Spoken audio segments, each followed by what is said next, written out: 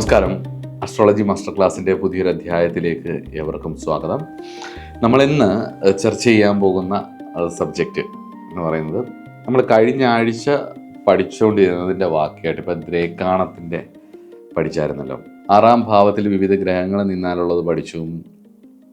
6-ാം ഭാവാധിപൻ വിവിധ രാശികളിൽ നിന്നാലുള്ളത് പഠിച്ചു. വിവിധ ഭാവങ്ങളിൽ നിന്നാലുള്ളത് പഠിച്ചു.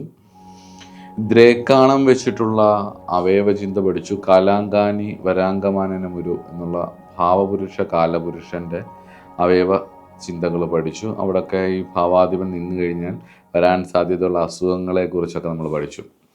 ഇനി നമ്മൾ പഠിക്കാൻ പോകുന്നതെന്ന് പറഞ്ഞു കഴിഞ്ഞാൽ നക്ഷത്രത്തെ പറ്റിയാണ്. നക്ഷരന്തി ഇതി നക്ഷത്ര, ചലിക്കാത്തവയാണ് നക്ഷത്രം എന്നുള്ളത് കൊണ്ട് തന്നെ നമ്മുടെ രാശിചക്രത്തിൻ്റെ 27 തുല്യഭാഗങ്ങളെയാണ് നക്ഷത്രം എന്ന് പറയുന്നത്. നക്ഷത്രത്തെക്കുറിച്ചുള്ള വീഡിയോസ്, പ്രത്യേകിച്ച് നക്ഷത്ര ഫലത്തെക്കുറിച്ചുള്ള വീഡിയോസ് നമ്മുടെ പ്ലേലിസ്റ്റിൽ ഏറ്റവും കൂടുതൽ ആൾക്കാർ കണ്ടത്. എനിക്കൊന്ന് ആൾക്കാർക്ക് പഠിക്കാൻ ഇഷ്ടത്തെക്കാട്ടിലും കൂടുതൽ ഈ മാതിരി കാര്യങ്ങൾ അറിയാനും അവരുടെ ഒരു ജിജ്ഞാസയുണ്ടല്ലോ, അവരവരെക്കുറിച്ച് അറിയാനുള്ള ഒരു ജിജ്ഞാസ. അപ്പോൾ ആ ഒരു ജിജ്ഞാസയിൽ കൂടുതലും നക്ഷത്രഫലങ്ങളാണ് കൂടുതലും ക്ലിക്കായിട്ടുള്ളത്. ഇപ്പം ഇവിടെ ആ നക്ഷത്രങ്ങളെ നമുക്ക് സാധാരണ അറിയാവുന്ന അങ്ങനെയാണ്. നമ്മൾ ജന്മനക്ഷത്രം അല്ലെങ്കിൽ ജനിച്ച നക്ഷത്രം വരുന്ന കൂറുകൾ, ഇതൊക്കെ വെച്ചിട്ട് നമ്മൾ ഫലനിർണയവും അതേപോലെ ദശയും ഒക്കെ നോക്കുന്നതാണ് നമുക്ക് പൊതുവെ അറിയാവുന്നത്. ഇവിടെ ഞാൻ എടുക്കുന്നത് നക്ഷത്രങ്ങൾ സൂചിപ്പിക്കുന്ന ശരീരഭാഗങ്ങളാണ്. ഏതുപോലെയാണോ ദ്രേക്കാണം കൊണ്ട് നമ്മൾ ശരീരത്തെ സൂചിപ്പിച്ചത്, ശരീരഭാഗങ്ങളെ സൂചിപ്പിച്ചത്, ഏതുപോലെയാണോ രാശി കൊണ്ട് കലാങ്കാനി വരാങ്കമാനനമുരു എന്നുള്ള ശ്ലോകം കൊണ്ട് വരാഹമീരൻ പറഞ്ഞ ആ ഒരു ഇതുകൊണ്ട് ഏതുപോലെയാണോ സൂചിപ്പിച്ചത് എന്ന് പറഞ്ഞ പോലെ തന്നെ നമ്മളിവിടെ രാശിചക്രത്തിലെ നക്ഷത്രങ്ങളെ കൊണ്ട് എങ്ങനെയാണ് സൂചിപ്പിക്കുന്നതെന്ന് നോക്കാം. നക്ഷത്രം എന്ന് പറഞ്ഞു കഴിഞ്ഞാൽ പറയേണ്ട കാര്യമില്ലല്ലോ. രാശിചക്രസ്യ യോഭാഗ സമാ സപ്തതിസ്വംഖ്യക അശ്വനി ഭരണി ഇത്യാദി നാംനാം ഖ്യാതമഹീതലേ. അതായത് രാശിചക്രത്തിൻ്റെ 27 തുല്യഭാഗങ്ങളായിട്ട് തിരിക്കുകയും അതിനെ അശ്വതി ഭരണി തുടങ്ങിയിട്ടുള്ള പേരുകളിൽ അത് വിഖ്യാതമാവുകയും പ്രശസ്തമാവുകയും പറയപ്പെടുകയും ചെയ്യുന്നു എന്നുള്ളതാണ്. 28ാമത്തെ ഒരു നക്ഷത്രമുണ്ട്, അഭിജിത്ത് എന്ന് പറഞ്ഞിട്ട്. അത് മുഹൂർത്തത്തിലൊക്കെയാണ് എടുക്കുന്നത്. നമുക്കിപ്പോൾ അതിൻ്റെ ആവശ്യമില്ല. ഇവിടെ രാശിചക്രസ്യ യോഭാഗ സമാ സപ്തദ്വിസംഖ്യക, 27 തുല്യഭാഗങ്ങളെ സമമായിട്ട് തിരിക്കുന്നു. ഈ ഓരോ നക്ഷത്രത്തിന് 4 പാദം വീതം ഉണ്ടെന്നും, അപ്പം മൊത്തം 27 × 4 അപ്പം 108 ആവും. അത് 12 രാശികളിലായിട്ട് കിടക്കുന്നു. ഈ 108 പാദങ്ങളെ ബേസ് ചെയ്തിട്ടാണ് നവാംശകം ചാർട്ട് നമ്മൾ ഉണ്ടാക്കുന്നതുമൊക്കെ. നമുക്ക് നവാംശകത്തെക്കുറിച്ചും ദ്രേക്കാണത്തെക്കുറിച്ചൊക്കെ പഠിക്കുന്ന സമയത്ത് നമ്മൾ മുന്നോട്ട് അതായത് ഷഡ്വർഗ്ഗങ്ങളെക്കുറിച്ച് പഠിക്കുന്ന വർഗ്ഗ നിരൂപണത്തെക്കുറിച്ചും വർഗ്ഗ ചാർട്ടുകളെക്കുറിച്ചും പഠിക്കുന്ന സമയത്ത് നമുക്കത് നോക്കാം. ഇവിടെ നമ്മൾ ഓരോ നക്ഷത്രങ്ങൾ 27 നക്ഷത്രങ്ങൾ ഏതൊക്കെയാണെന്ന് അറിയാമല്ലോ.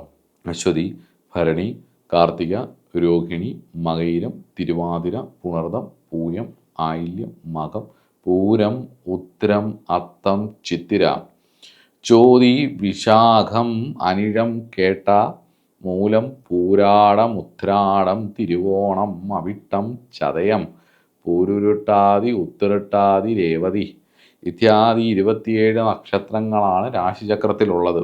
27 നക്ഷത്രത്തെ നമ്മൾ ശരീരഭാഗവുമായിട്ട് ചേർത്ത് നീക്കുകയാണ്.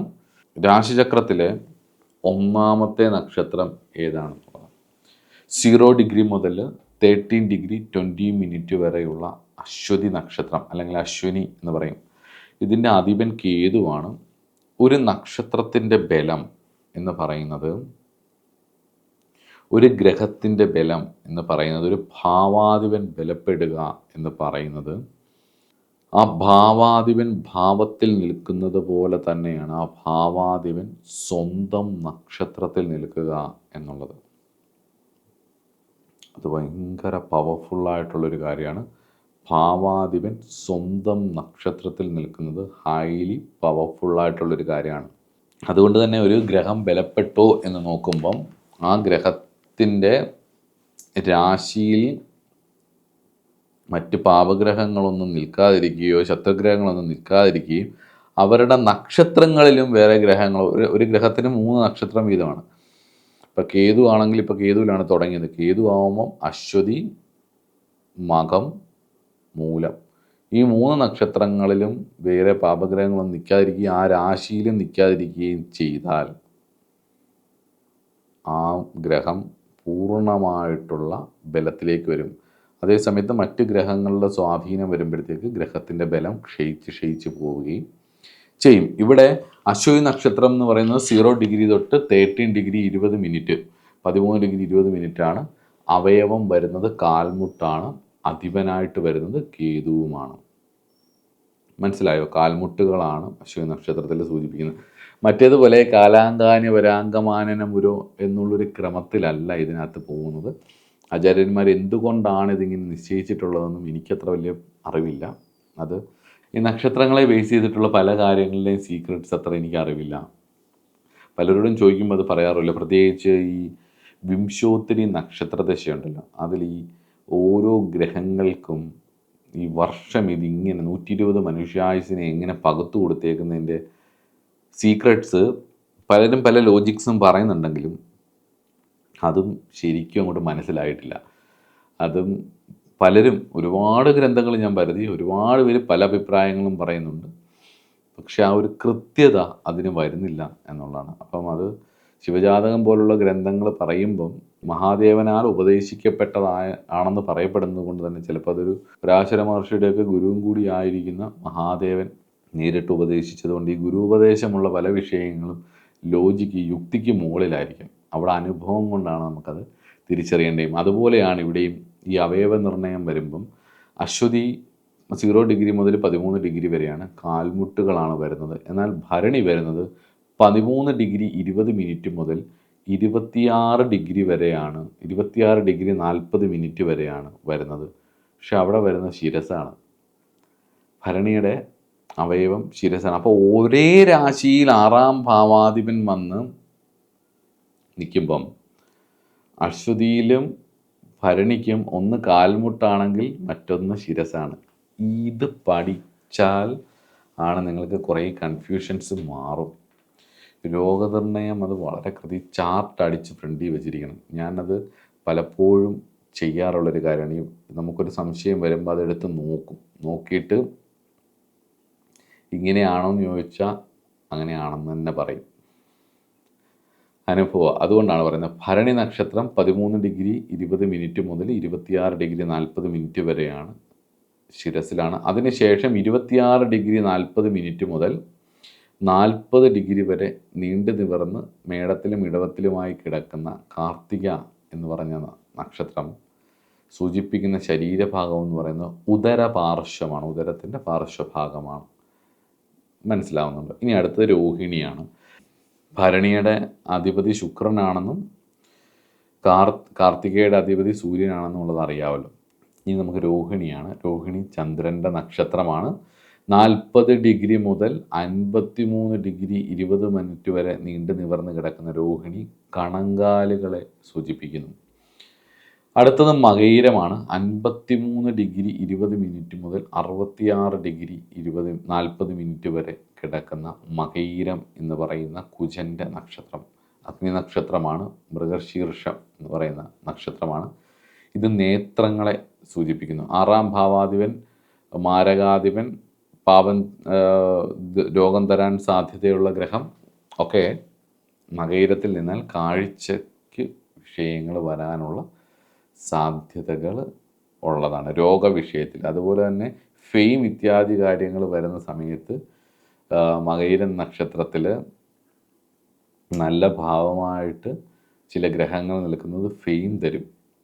കസ്തൂരിമാൻ മൃഗശീർഷമാണ്. അതായത് ഈ കസ്തൂരി പൊഴിച്ച് മാൻ പോകുന്ന പോലെ അവർ പോകുന്ന വഴിക്കെല്ലാം അവരുടേതായ ഒരു സിഗ്നേച്ചർ സ്മെല്ല് സ്പ്രെഡ് ചെയ്യും എന്ന് പറയാം. അതായത് എല്ലാവരുടെ അടുത്തേക്കും അവരെക്കുറിച്ച് എല്ലാവരും അറിയുന്ന രീതിയിലേക്ക് അവരെക്കുറിച്ചുള്ള പേരും ആ ഒരിത് നമുക്കിപ്പോൾ കസ്തൂരിമാനാണ് മാൻ വന്നിട്ട് പോയി എന്നറിയുന്നത് പോലെ കസ്തൂരിയുടെ മണം കൊണ്ട് തന്നെ നമുക്കറിയാം. അത് ആ സ്മെല്ല് നമ്മളെ ആ ഒരു നല്ല മണം, അതുപോലെ തന്നെ ഇവരെ കുറിച്ച് എല്ലാവരും നല്ലത് കുറേ അറിയപ്പെടുകയും ചെയ്യും. അത് ഫെയിം റിലേറ്റഡ് ആയിട്ടുള്ള വിഷയം വരുമ്പോൾ ഈ മകീര നക്ഷത്രത്തിൽ നിൽക്കുന്ന നല്ലതാണ്. അതുപോലെ തന്നെയാണ് ഭരണി ക്രിയേറ്റിവിറ്റിയുടെ സ്റ്റാറാണ്.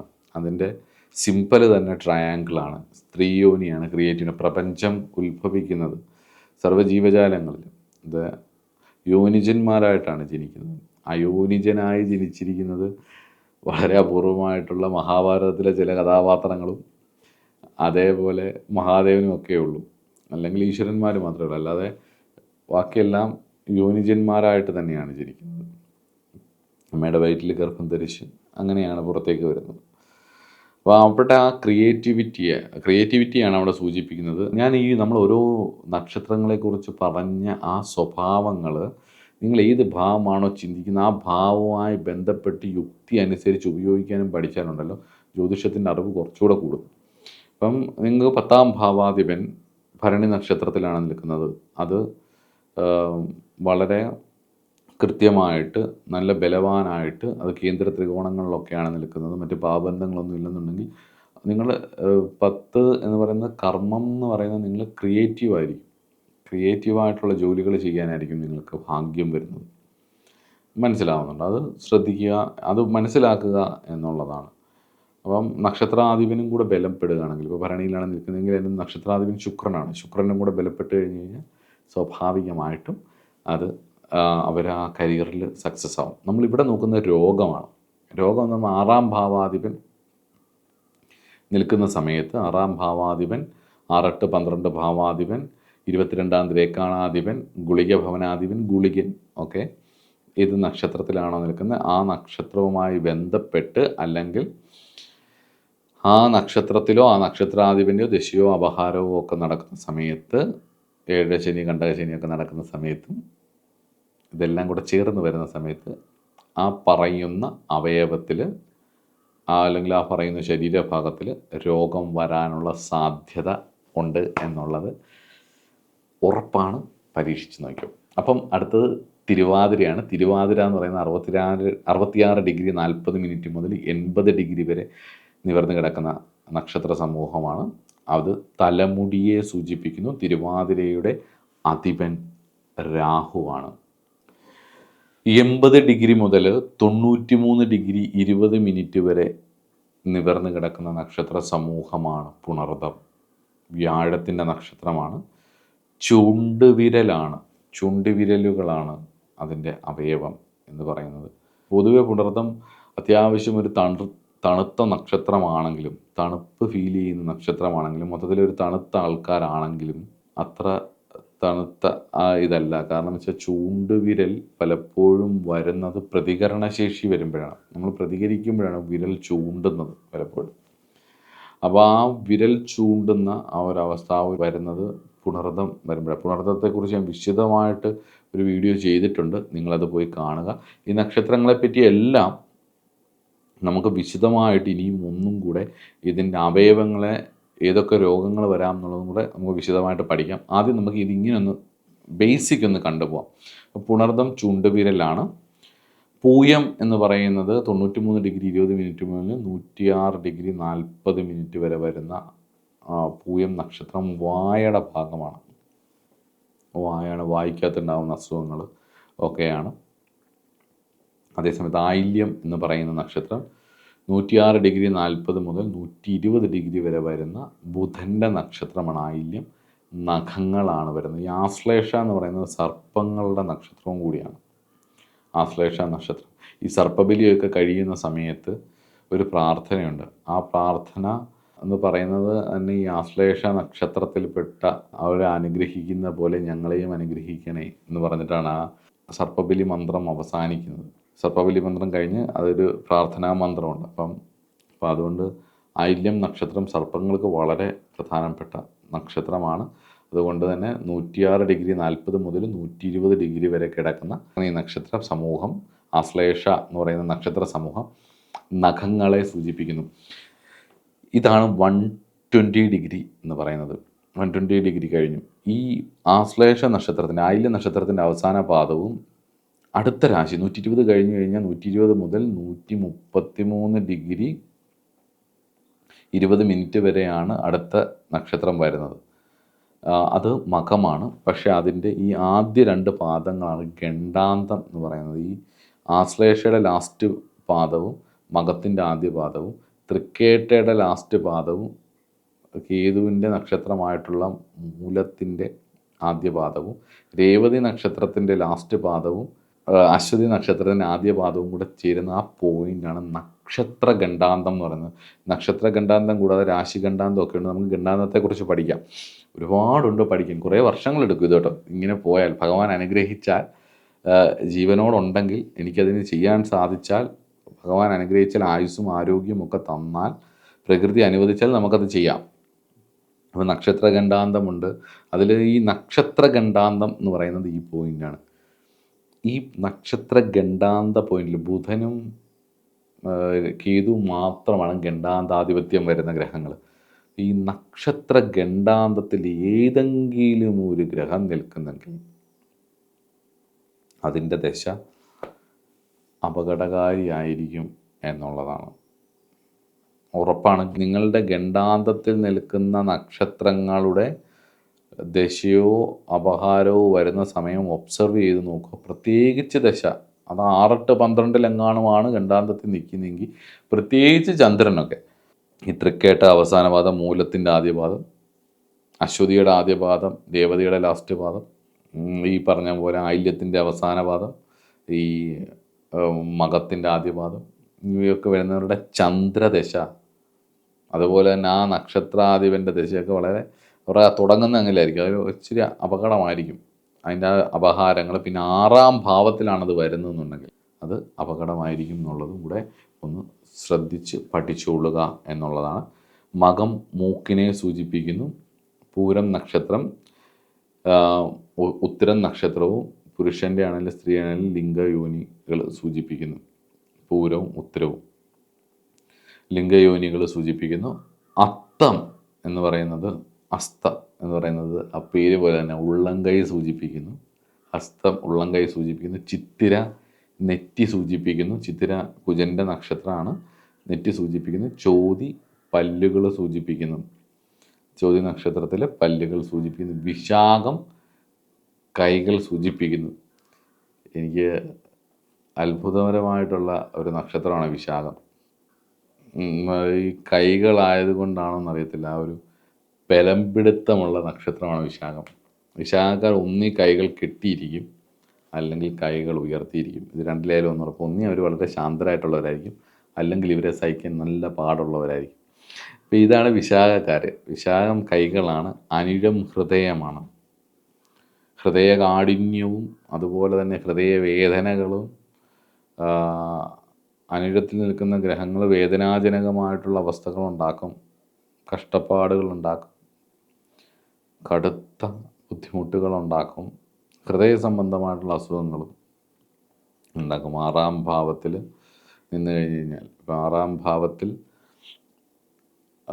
എനിക്ക് വരുന്ന നക്ഷത്രങ്ങളിലൊന്ന് അനിഴമാണ്. അപ്പം അവിടെ നിൽക്കുന്ന ഗ്രഹം, ആ അനിഴം നക്ഷത്രത്തിലൊരു ഗ്രഹമുണ്ട്. അപ്പോൾ അവിടെ നിൽക്കുന്ന ഗ്രഹത്തിൻ്റെ ദശയും അപഹാരവും വരുന്ന സമയത്ത് ഹൃദയ സംബന്ധമായിട്ടോ ഹൃദയവേദന വരുന്ന വിഷയങ്ങളോ, അല്ലെങ്കിൽ ആ നിൽക്കുന്ന ഗ്രഹത്തിൻ്റെ അനിഴത്തിൻ്റെ അധിപൻ ശനിയാണ്, ശനിയുടെ നക്ഷത്രത്തിൽ നിൽക്കുന്ന വേറെ ഗ്രഹങ്ങളോ ഹൃദയവേദനകളോ ഹൃദയം പിളർക്കുന്നതോ ശരിക്കും ഹൃദയത്തിൻ്റെ സംബന്ധമായിട്ടുള്ള അസുഖങ്ങളോ നമുക്ക് തരാം എന്നുള്ളതും കൂടി ഓർത്ത് വെച്ചോളുക. അടുത്തത് തൃക്കേട്ട എന്ന് പറയുന്ന നക്ഷത്രമാണ്. തൃക്കേട്ട നാക്കാണ്, നാഗിനെ സൂചിപ്പിക്കുന്നു. കേട്ട എന്ന് പറഞ്ഞു കഴിഞ്ഞാൽ ജ്യേഷ്ഠ എന്ന വാക്കിൽ നിന്നുമാണ് തൃക്കേട്ട. കേട്ട എന്ന് പറയുന്നത് ഇതുണ്ടായത്. ജ്യേഷ്ഠ എന്ന് പറയുന്നത് ദേവി ലക്ഷ്മിയായി വരുന്നതിന് മുമ്പുള്ള അവസ്ഥ എന്ന് പറയാം വേണമെങ്കിൽ. ധൂമാവതിയൊക്കെയാണ് ജ്യേഷ്ഠ എന്ന് വിളിക്കുന്നത്. ദശമഹാവിദ്യകളിലെ ധൂമാവതി എന്ന് പറയുന്ന അവസ്ഥ. അതായത് പ്രളയം വന്ന് സർവനാശവും വന്ന് സൃഷ്ടിക്ക് മുമ്പുള്ള അവസ്ഥ, അല്ലെങ്കിൽ സൃഷ്ടിക്ക് മുമ്പുള്ള ഒരു ജൈൻറ്റ് റെഡ് സ്റ്റാറാണ് തൃക്കേട്ട എന്ന് പറയുന്നത്. ഒരു ഭയങ്കര റെഡ് കളറിലുള്ള, അതുകൊണ്ട് തന്നെ അതിനൊരു നാക്ക് അവിടെ വന്നതുകൊണ്ട് തന്നെ നാവ് സംബന്ധമായിട്ട് അസുഖങ്ങൾ, നാവ് കൊണ്ടുള്ള ദുരിതങ്ങൾ, നാവ് വെച്ച് വരുത്തി വെക്കുന്ന വിഷയങ്ങൾ, ഇതെല്ലാം 6-ാം ഭാവാധിപനോ 2-ാം ഭാവാധിപനോ ഒക്കെ തൃക്കേട്ടെ പോയി നിന്ന് കഴിഞ്ഞ് കഴിഞ്ഞാൽ ഉണ്ടാവും. ഇത് ഞാൻ ഈ 6-ാം ഭാവം കൊണ്ട് മാത്രം പറയുന്നെങ്കിൽ മറ്റുള്ള കാര്യങ്ങളും കൂടെ നിങ്ങൾ കുറച്ചുകൂടെ ചിന്തിക്കണം കേട്ടോ. അതുപോലെ തന്നെ മൂലം നക്ഷത്രം എന്ന് പറയുന്നത്, മൂലം ഒരു റൂട്ട് സ്റ്റാർ ആയതുകൊണ്ട് തന്നെ നമ്മൾ ഭൂമിയിൽ ഉറച്ചു നിൽക്കുന്നത് പാദങ്ങളാണ് മൂലം നക്ഷത്രം കൊണ്ട് പറയുന്നത്. പൂരാടം എന്ന് പറയുന്നത് ശുക്രൻ്റെ നക്ഷത്രമാണ്, അത് തുടകളാണ്. ഉത്രാടം എന്ന് പറയുന്നത് രവിയുടെ നക്ഷത്രമാണ്, അതും തുടകളാണ് കേട്ടോ. ഈ 2 തുടകൾ പൂരാടം ഉത്രാടവും ഭാഗത്തായിട്ട് വരും നക്ഷത്രപുരുഷൻ്റെ. അതുപോലെ തന്നെ തിരുവോണം നക്ഷത്രം എന്ന് പറയുന്നത് ചെവിയാണ്. തിരുവോണത്തിൽ 6, 8, 12 ഭാവാധിപന്മാർ നിന്ന് കഴിഞ്ഞാൽ ചെവിക്ക് വേദന വരുന്നതും ചെവിക്ക് ബുദ്ധിമുട്ടുണ്ടാകുന്നതും കണ്ടിട്ടുണ്ട്. അവിട്ടം നക്ഷത്രം എന്ന് പറയുന്നത് മുതുകാണ്. ചതയം നക്ഷത്രം എന്ന് പറയുന്നത് താടിയാണ്. പൂരുരുട്ടാതി പാർശ്വഭാഗമാണ്, ഉത്തരട്ടാതിയും പാർശ്വഭാഗമാണ്. രേവതി എന്ന് പറയുന്നത് നമ്മുടെ കക്ഷങ്ങളാണ്. ഇങ്ങനെ 27 നക്ഷത്രങ്ങളിൽ ആയിട്ട് നമ്മുടെ ഒരു ശരീരത്തിൻ്റെ വിവിധ ഭാഗങ്ങൾ സൂചിപ്പിച്ചിട്ടുണ്ട്. ഇനിയും ഇത് കണ്ടുപിടിക്കേണ്ട ഒരു രീതിയും കൂടി ഉണ്ട്. നിങ്ങളത് കണ്ടിട്ടുണ്ടോ അറിയത്തില്ല, കുറച്ച് കാര്യങ്ങൾ കേട്ടിട്ടുണ്ടാവും, അത്രയും പരിചയമില്ലാത്തൊരു കാര്യമാണ്, എന്നാലും അത് പറയാം. ഈ ചന്ദ്രൻ നിൽക്കുന്ന നക്ഷത്രത്തിൽ നിന്നും 1-ാമത്തെയും 3-ാമത്തെയും 5-ാമത്തെയും 7-ാമത്തെയും 9-ാമത്തെയും ഒക്കെ നക്ഷത്രങ്ങൾ കുറച്ച് ദോഷം ചെയ്യുന്ന നക്ഷത്രങ്ങളാണ്. അതിൽ 3-ാമത്തെ നക്ഷത്രം നിങ്ങൾ കേട്ടിട്ടുണ്ടാവും, മുന്നാൾ എന്ന് പറയുന്നത്. 1-ാം നക്ഷത്രത്തെ ജന്മനക്ഷത്രം എന്നാണ്. ജന്മാനുജന്മ നക്ഷത്രങ്ങൾ, പ്രത്യേകിച്ച് ജന്മനക്ഷത്രം സർവ്വ വിഷയത്തിലും ത്യജിക്കണം എന്നാണ്. അതായത് ഈശ്വരീയ വിഷയങ്ങൾക്കും ഈശ്വര കാര്യങ്ങൾക്കും അല്ലാതെ ജന്മനക്ഷത്രങ്ങൾ നമ്മുടെ ഒരു നല്ല കാര്യത്തിന് ഉപയോഗിക്കരുത് എന്നാണ് പല ഗ്രന്ഥങ്ങളിലും പറയുന്നത്. സർവ്വവിഷയം വർജ്ജയിൽ അങ്ങനെ മറ്റുമാണ് മാധവീയം പറയുന്നത്. സർവ്വവിഷയങ്ങൾക്കും ജന്മനക്ഷത്രം വർജിക്കണം എന്നുണ്ട്. അപ്പോൾ അതുപോലെ തന്നെ 3-ാമത്തെ നക്ഷത്രമാണ് വിപത്ത് നക്ഷത്രം. വിപത്തുണ്ടാക്കുന്ന നക്ഷത്രമാണ് 3-ാമത്തെ നക്ഷത്രം. ചന്ദ്രൻ നിൽക്കുന്ന നക്ഷത്രത്തിൽ നിന്ന് 3-ാമത്തെ നക്ഷത്രമാണ് വിപത്ത് നക്ഷത്രം. ഒരാൾ അശ്വതിയിൽ ജനിച്ചാൽ അശ്വതി, ഭരണി, കാർത്തിക എന്ന് പറയുന്ന അയാളുടെ 3-ാമത്തെ നക്ഷത്രമാണ്. അശ്വതി മുതലാണ് എണ്ണേണ്ടത് കേട്ടോ, അശ്വതി വിട്ടല്ല, അശ്വതി മുതൽ, അത് വിപത്ത് എന്ന് പറയും. 5-ാമത്തെ നക്ഷത്രത്തെ പൃഥ്വിരാ നക്ഷത്രം എന്നും 7-ാമത്തെ നക്ഷത്രത്തെ വധ നക്ഷത്രം എന്നും പറയും. അതുകൊണ്ട് ഈ 3-ാമത്തെ ഒരാൾ ജനിച്ച് അയാളുടെ 3-ാമത്തെയും 5-ാമത്തെയും 7-ാമത്തെയും ദശ എന്ന് പറയുന്നത് വളരെ ബുദ്ധിമുട്ടുകൾ തരുന്നതായിരിക്കും ഭാവാധിപൻ മോശമാണെങ്കിൽ. അതുകൊണ്ട് തന്നെ ദശ എഴുതുന്ന സമയത്ത്, നമ്മൾ ജാതകമൊക്കെ എഴുതി ദശ എഴുതുന്ന സമയത്ത് ഈ 7-ാമത്തെ നക്ഷത്രം കഴിഞ്ഞുള്ള ദശ എഴുതില്ല, 8-ാമത്തെ എഴുതില്ല, 7-ാമത്തെ വരെയാണ് എഴുതി വെക്കുന്നത്. ചിലപ്പോൾ അതിനുശേഷം അവർക്ക് ദീർഘായുസ് ഉണ്ടാവുമായിരിക്കാം, പക്ഷേ ആ വധ നക്ഷത്രത്തിൻ്റെ വരെയാണ് എഴുതുന്നത്. അതുകൊണ്ട് നോക്കിയാൽ മനസ്സിലാവും നിങ്ങൾക്ക്. 7 എണ്ണം വരെ മിക്ക ജാതകങ്ങളിലും ആ 7-ാമത്തെ ദശ വരെ എഴുതി അവിടെ നിർത്തും. ഇത് ഇങ്ങനൊരു രീതി. പിന്നെ വേറൊരു കാര്യമുണ്ട്, ശുക്രൻ അനുഭവിച്ചവർക്ക് വ്യാഴം അനുഭവിക്കാൻ പറ്റില്ല, വ്യാഴം അനുഭവിച്ചവർക്ക് ശുക്രൻ പറ്റില്ല എന്നൊക്കെ പറഞ്ഞിട്ട് ഉള്ള കുറേ ക്രമങ്ങൾ ഇതിനകത്തുണ്ട് ദശ എഴുതുമ്പോൾ. അപ്പോൾ ഇത്രയും ദശ മതി. ഇപ്പോൾ സോഫ്റ്റ്വെയർ ഉള്ളതുകൊണ്ട് നമുക്ക് 150 വയസ്സ് വരെ ഉള്ളത് അതെടുത്ത് തരും. പക്ഷേ ജാതകം എഴുതുന്ന സമയത്ത് അങ്ങനെ ചെയ്യാറില്ല. ഞാനിത് പറയാൻ കാരണം, ഇപ്പം ജന്മനക്ഷത്രം ഏതാണോ, ഇപ്പം നിങ്ങളുടെ ജന്മനക്ഷത്രം ഏതാണോ അതിൻ്റെ 3-ാമത്തെ നക്ഷത്രം, 5-ാമത്തെ നക്ഷത്രം, 7-ാമത്തെ നക്ഷത്രം എന്നൊക്കെ പറഞ്ഞില്ലേ. അപ്പോൾ അതുപോലെ തന്നെയാണ് നിങ്ങളുടെ ഭാവാധിപൻ ഏത് നക്ഷത്രത്തിലാണോ നിൽക്കുന്നത് അതിൻ്റെ 3-ാമത്തെയും 5-ാമത്തെയും 7-ാമത്തെയും നക്ഷത്രത്തിലൂടെ ഗോചരവശാൽ ആ ഗ്രഹം സഞ്ചരിക്കുന്ന സമയത്ത്, അതായത് നിങ്ങളുടെ ഭാവാധിപൻ ഏത് നക്ഷത്രത്തിലാണോ നിൽക്കുന്നത് ആ നക്ഷത്രം വിട്ട് 3-ാമത്തെയോ 5-ാമത്തെയോ 7-ാമത്തെയോ നക്ഷത്രത്തിലൂടെ സഞ്ചരിക്കുന്ന സമയത്ത് ഗോചരം, ട്രാൻസിറ്റിൻ്റെ ഫലങ്ങളാണിത് എഴുതി വെച്ച്, ഞാനിപ്പോൾ സാന്ദർഭികവശാൽ പറഞ്ഞതാണ്. സഞ്ചരിക്കുന്ന സമയത്ത് ദശയും കൂടി മോശമായിട്ട് വരികയാണെങ്കിൽ വിപത്തുണ്ടാവും, ഉറപ്പാണ്, അത് ഉറപ്പാണ്. അഷ്ടമാധിപൻ നിൽക്കുന്ന നക്ഷത്രത്തിൻ്റെ 7-ാമത്തെ നക്ഷത്രത്തിലൂടെ അഷ്ടമാധിപൻ ഗോചരവശാൽ ചലിക്കുന്ന കാലം, അല്ലെ ശനി ഗോചരവശാൽ ചലിക്കുന്ന കാലം മരണമോ മരണതുല്യമായിട്ടോ അനുഭവങ്ങൾ വരാം. ആ സമയത്ത് മാരകന്മാരുടെ ദശയോ അപഹാരവും കൂടിയാണ് നിങ്ങൾക്ക് നടക്കുന്നതെങ്കിൽ മോശമായിരിക്കും. ആയുസ്സും ഗണിതത്തിലെ ഒരു പ്രധാന നിയമമാണിത്. അഷ്ടമാധിപൻ്റെ നിൽക്കുന്ന നക്ഷത്രത്തിൽ നിന്നും 7ാമത്തെ നക്ഷത്രത്തിലൂടെ ഗോചരവശാൽ ആ ഗ്രഹം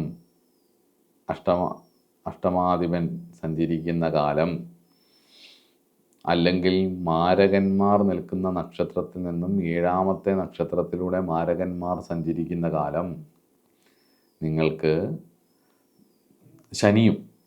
ശനിയോ സഞ്ചരിക്കുന്ന കാലം, ഇതിലേറ്റവും ബലക്കുറവുള്ളത് അല്ലെ അത് നോക്കണം നിങ്ങൾ. അത് നോക്കിയിട്ട് ലഗ്നാൽ അത് എത്രാം ഭാവത്തിലാണോ എന്ന് നോക്കണം.